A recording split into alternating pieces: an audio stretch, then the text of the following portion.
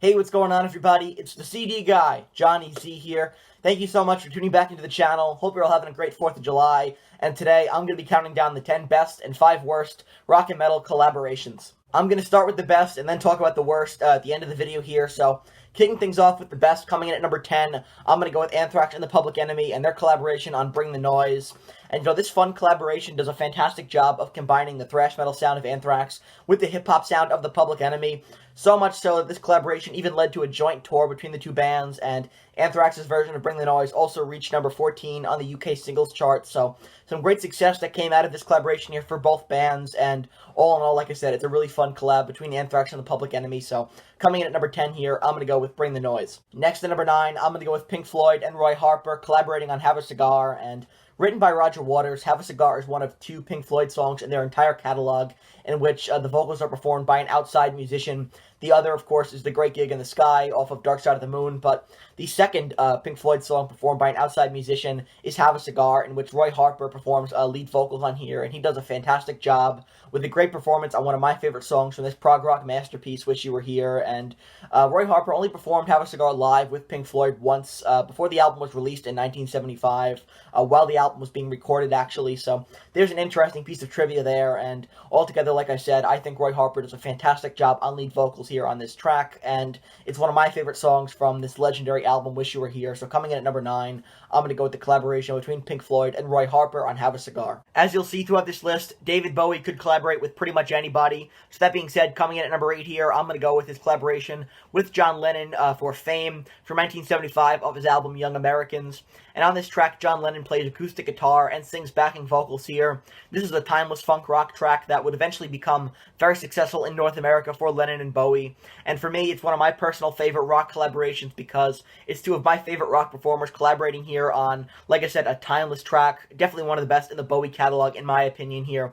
Great stuff between Lennon and David Bowie. So coming in at number 8, I'm going to go with Fame here, the collaboration between John Lennon and David Bowie off Bowie's 1975 release, Young Americans. Following that up with my number 7, I'm going to go with the collaboration between Eddie Vedder and Chris Cornell on Hunger Strike off of Temple of the Dog from 1991. And, I didn't want to put supergroups on this list because I figured that would be a video for another day, but because Eddie Vedder only appears so sparingly on Temple of the Dog, I thought it'd be okay here to include his collaboration with Chris Cornell on Hunger Strike, which would go down as one of the cementing tracks of the grunge movement, and definitely one of the songs that put grunge on the map. Temple of the Dog was a very successful album for all parties involved, and I think Hunger Strike has a lot to do with that. A fantastic vocal duet here between Chris Cornell and Eddie Vedder, 2 of the best vocalists from the grunge scene, and this track does a great job of establishing Eddie Vedder to a lot of people who were unfamiliar with him at the time, because this was before Pearl Jam released their debut album and absolutely blew up in popularity. So for the first time here, a lot of people got introduced to Eddie Vedder, and he and Chris Cornell do a fantastic job, absolutely hitting it out of the park with a fantastic duet on Hunger Strike. Great stuff here, and definitely my favorite song from Temple of the Dog from 1991. A fantastic collaboration here between Eddie Vedder and Chris Cornell on probably the best known single from this album, Hunger Strike. Up until the release of the White Album from 1968, I don't think the Beatles really did any collaborations with anybody. I know that they worked with an orchestra while recording Sgt. Pepper, but aside from that, I can't really think of any other collaborations they may have had that appeared on a Beatles record. But like I said, that changed in 1968 with the release of the White Album. For my number 6 here on the list, I'm going to go with the collaboration between George Harrison and Eric Clapton on While My Guitar Gently Weeps. One of the most famous Beatles tracks that includes one of my all-time favorite guitar solos here from Eric Clapton, who does a fantastic job collaborating with George Harrison on this timeless track. Definitely one of the best here from the White Album, which is super experimental and different for the band, so it makes sense that this would be the first time the Beatles would experiment with a high-profile collaboration like they did here with Eric Clapton on While My Guitar Gently Weeps. George Harrison, probably the most underrated Beatle, and he only got 2 or 3 songs per album on here, and he always made them count, including this one. While My Guitar Gently Weeps features a great collaboration with Eric Clapton that lands at the number 6 spot on my list here. Great stuff. So coming in at number 6, I'm going to go with George Harrison and Eric Clapton collaborating on While My Guitar Gently Weeps from the White Album. Speaking of bands working with an orchestra, coming in at number 5 here, as we move into the top 5, I'm going to go with Metallica and the San Francisco Symphony, who collaborated for 2 great Symphony and Metallica live albums here. And what I really enjoy about Symphony and Metallica is that it adds a different perspective to a number of Metallica's most famous songs. And between the 2, if I had to pick my favorite Symphony and Metallica album, I'd probably go with the most recent one from 2020, just because it probably has a more diverse setlist in my opinion.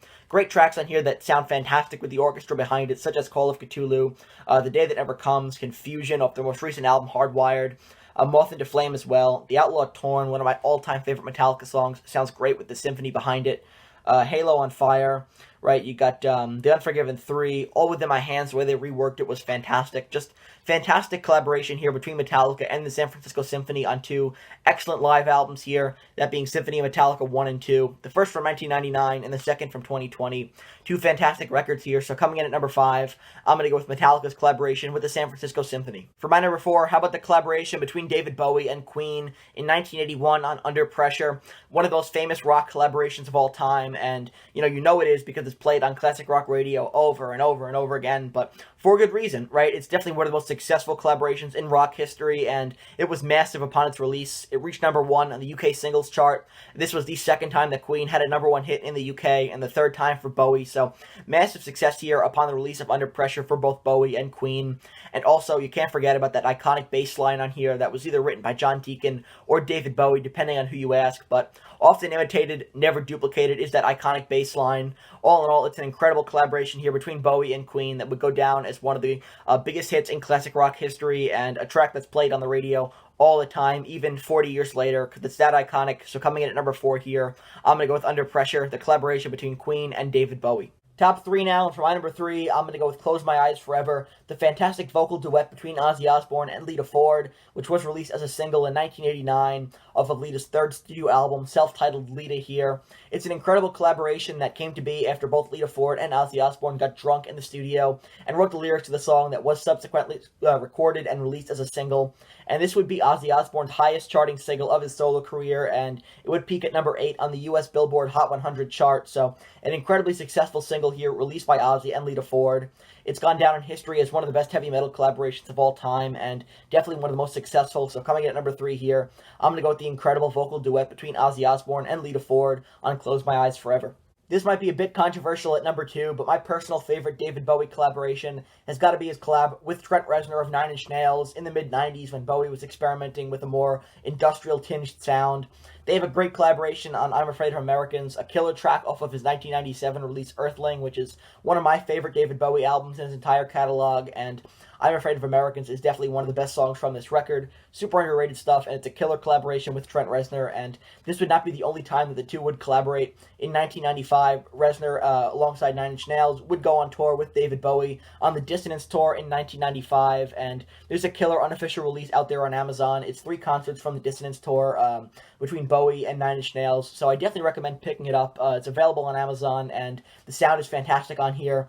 It's a great bootleg album, and definitely one of the best that I've stumbled upon on Amazon, so great stuff there. And when it comes to the Reznor and Bowie collaboration, I think they did great work together. So coming in at number 2, like I said, might be a bit controversial in the number 2 slot, but it's my personal favorite David Bowie collaboration, the one between him and Trent Reznor in the mid-90s when Bowie was experimenting with a more industrial sound. Before we get to my number 1, I do have a handful of honorable mentions here, so some special recognition goes out to David Bowie and Mick Jagger collaborating on Dancing in the Streets, Led Zeppelin and Sandy Denny collaborating on The Battle of Evermore, Alice in Chains and Elton John, who collaborated on the title track to Black Gives Way to Blue, Alice Cooper and Guns N' Roses collaborating on The Garden, and then Slash returning the favor with a killer guitar solo on the title track to Alice's 1991 record Hey Stupid. And then the final honorable mention here goes to Hearing Aid and We're Stars, an epic collaboration for a charitable cause, but orchestrated by Ronnie James Dio, in which some of the best voices from heavy metal at the time collaborated for a great track here in We're Stars. Great stuff, and Hearing Aid remains one of my favorite projects that Ronnie James Dio was ever involved in, so I think definitely deserving of an honorable mention here. And as for all 5 honorable mentions, they're all fantastic collaborations, but I could only fit 10 on the list. And finally, coming in at number 1, in my opinion, the best rock and metal collaboration of all time has got to be between Run DMC and Aerosmith in 1986. Run DMC covered the classic from Toys in the Attic, that of course being Walk This Way, with Aerosmith collaborating alongside them. You got Steven Tyler on vocals and Joe Perry on guitars here, representing the band, and this really came during a time when Aerosmith was struggling to remain relevant in the ever-changing music industry of the mid-80s, so for them to align themselves with Run DMC, a younger, more relevant hip-hop band, it definitely helped to revitalize their career and reignite the flame that Aerosmith would take advantage of for the rest of the 80s going into the 90s. So So a very important collaboration here for Aerosmith that definitely helped to revitalize their career. And all in all, it's a great cover here that does a fantastic job of combining hip-hop and classic rock in a really fantastic way. So I think this collaboration sounds great, and like I said, it was super important in the careers of Aerosmith. So coming in at number 1, in my opinion, the best rock and metal collaboration of all time has got to be between Run DMC and Aerosmith collaborating on Walk This Way. And now for the worst collaborations in rock and metal history. Coming in at number 5, I'm going to go with Slash and the Black Eyed Peas, who collaborated on a really lackluster version of Sweet Child of Mine that just does nothing for me. Really not a great rendition here, even though Slash is the best part of Sweet Child of Mine. Even he couldn't save this lackluster collaboration. Next to number 4, I'm going to go with Metallica and Lady Gaga, and who could forget the terrible performance they had together at the Grammys several years ago. Just awful stuff. A total disaster of a performance. James' mic wasn't working, and that meant we had to hear more of Lady Gaga, so just some terrible stuff there. Next at number 3, I'm going to go with Ice-T and Black Sabbath, who collaborated on Forbidden, and that is just an abysmal album. Definitely Black Sabbath's worst, and I think what really damages this collaboration is the lackluster production on here. While this collaboration could have sounded fine with Ice-T collaborating with Black Sabbath, it just sounded clunky and random because the production was so poor, so definitely deserving of a spot here on the worst list of collaborations. Next at number 2, I'm going to go with John Lennon and Yoko Ono. And even though they were married, whenever they collaborated on music, it was always terrible, in my opinion. And this is best seen on the unfinished volumes of music, in which I think they released 3. And coming from a diehard John Lennon fan, I can't listen to those. They're abysmal. I don't own them, and I don't ever want to own them. Just terrible stuff there, and that really doesn't hit me. And then finally, at number 1, in my opinion, the worst rock and metal collaboration has got to be between Metallica and Lou Reed on Lulu, which, I mean, there's really nothing I could say. It's a terrible collaboration, and I recommend you don't listen to it because it will damage your perception of Metallica and Lou Reed. It's that bad. Just an abysmal collaboration here to close off our list of the worst rock and metal collaborations of all time. So that wraps up my list, counting down the 10 best and 5 worst rock and metal collaborations of all time, which should be visible right over here. And if you enjoyed this video, please give it a thumbs up, subscribe to the channel down below, and help me reach my goal of 600 subscribers here on YouTube. I'm only 2 subs away, so if you have not subscribed to the channel yet, please do so. It is greatly appreciated.